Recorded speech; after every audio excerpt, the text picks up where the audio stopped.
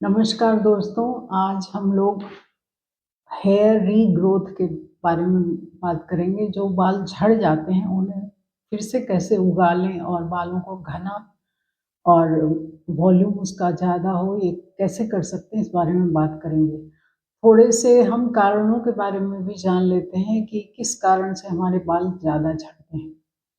सबसे पहला कारण होता है वो इंटरनल है, एसिडिटी और कॉन्स्टिपेशन का लगातार बने रहना, जिससे बालों पे बहुत बुरा असर पड़ता है और बाल झड़ने लगते हैं। दूसरा है स्ट्रेस या टेंशन। अगर हम ज़्यादा टेंशन में रहते हैं तो हार्मोनल इम्बैलेंस हो जाता है। जितना ज़्यादा हार्मोन सिक्रीट होना चाहिए वो नहीं हो पाता है और फिर उसके कारण बाल झड़ते हैं। तीसरा प्रमुख कारण है कि हम केमिकल युक्त शैम्पू का इस्तेमाल करते हैं। वो केमिकल्स हमारे बालों को डैमेज करता है और झड़ने लगते हैं। हम कई बार सेंटेड ऑयल, सुगंधित तेल का इस्तेमाल करते हैं, जिससे फिर से उसमें किस केमिकल होता है और बालों को नुकसान पहुंचाता है, तो झड़ने लगते हैं। और कई बार हम बालों को जब धोते हैं तो तुरंत से कंघी नहीं करनी चाहिए। कम से कम 2 घंटे बाद हल्का सा सूख जाए, उसकी जड़ें थोड़ी मजबूत हो जाएँ, क्योंकि जब हम धो के आते हैं तब उस टाइम जो जड़ें हैं बहुत मुलायम होती हैं, हमें नहीं धोना चाहिए।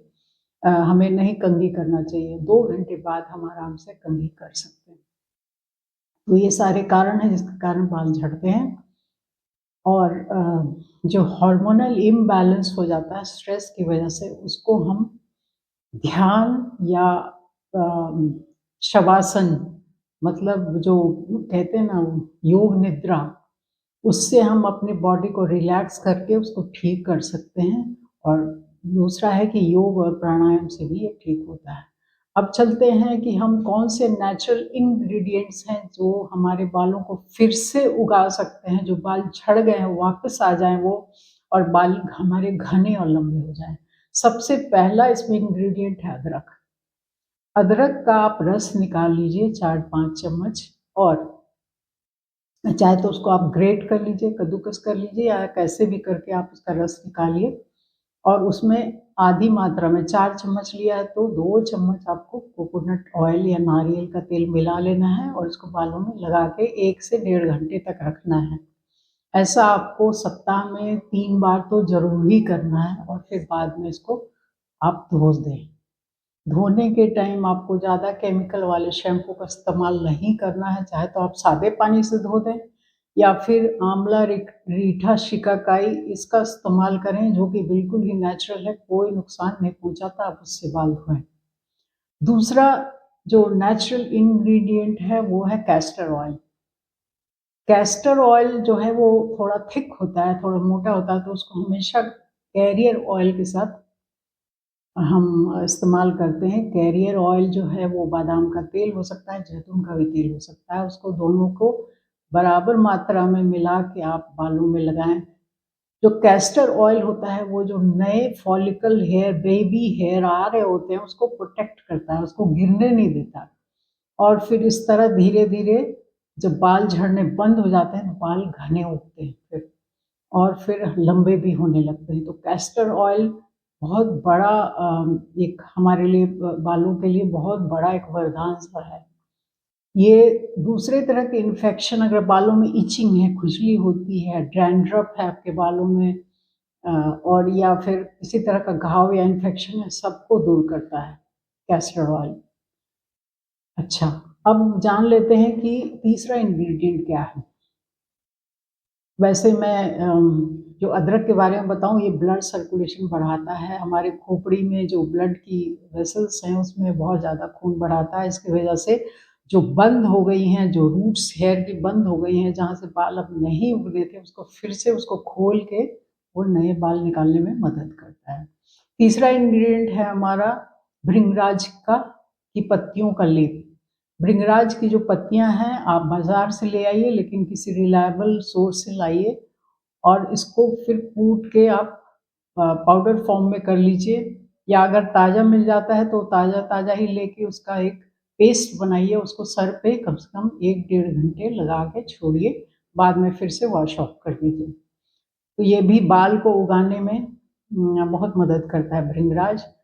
भृंगराज का तेल भी आता है, तो तेल का तो मुझे पता नहीं है, लेकिन ये लेप है कि वो फिर से हेयर फॉलिकल नया जो है वो उसको निकालता है और बालों को गिरने से रोकता है।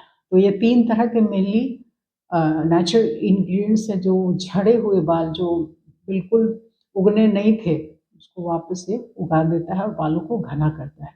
अब जब बाल उग गए हैं सारे, तो उसको नरिश करना बहुत ज़रूरी है, उसको पोषण देना ज़रूरी है। उसके लिए हेयर मास्क और हेयर ऑयल ये दोनों ही बहुत अच्छा काम करते हैं। तो हेयर ऑयल में आप नारियल का तेल, बराबर मात्रा में बादाम का तेल, अरंडी का तेल, कैस्टर ऑयल और तिल का तेल, ये चारों को मिला के एक अपना एक तेल बना के रखिए। सप्ताह में 2 बार अच्छे से इसको बालों के जड़ों में लगाइए और मसाज करिए और फिर रात भर रहने दीजिए, सुबह आप वॉश अप कर सकते हैं। या आपको नहीं ज़रूरत है वॉश अप करने का तो आप ऐसे ही रहने दीजिए। सप्ताह में 2 बार लगाइए, बालों को भरपूर पोषण मिलेगा, बाल बहुत घने लंबे होने शुरू हो जाएँगे।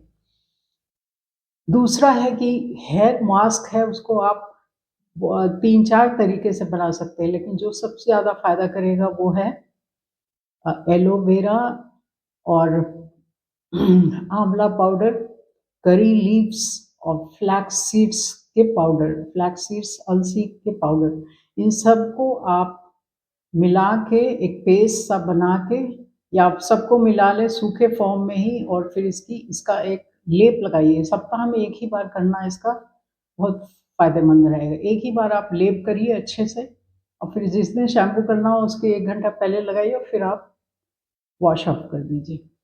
तो ये सारे बालों को पोषण देगा और बाल हमारे बहुत सुंदर खिले हुए चमकदार बनेंगे।